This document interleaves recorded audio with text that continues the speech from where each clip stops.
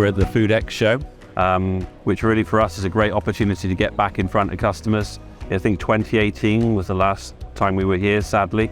But here we are back after COVID, reconnecting with customers, showing them innovations and developments that we've been making over the past 5 years. We've brought the type of kit that would be appropriate and interesting for a smaller customer. So something where you can slice weight-controlled steaks, something where you can package fairly low-volume steaks once they're sliced, something where you can label fairly volume steaks once they've been sliced and packaged, as an example. So we try to bring the whole line, but smaller volume machines for those applications.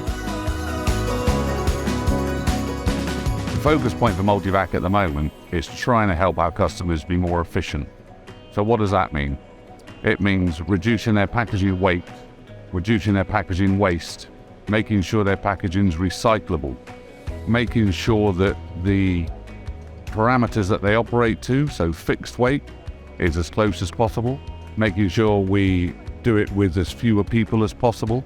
So really, with all the cost that our customers have seen, incremental increase in cost, we're trying to mitigate that with technology for them. We want to talk about mono materials, we want to talk about recyclable materials, and things that are real, so that they can actually implement them on the equipment they already own and run them and allow customers to recycle and reuse plastic.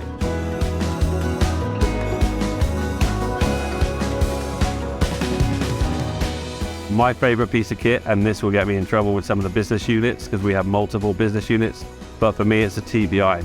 It's a meat portioning machine, and the reason I love it is because what it delivers to customers. It delivers fantastic results, so it reduces yield and giveaway, automate the process, and deliver the great product for the consumer.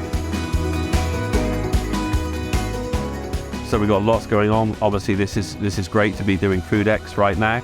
As we look towards the middle part of the year, we're opening up a new innovation centre in Swindon. We're investing 1.4 million in this, and it's basically an end-to-end process. Thank everyone that's came to Foodex and supported us and continues to support us as customers.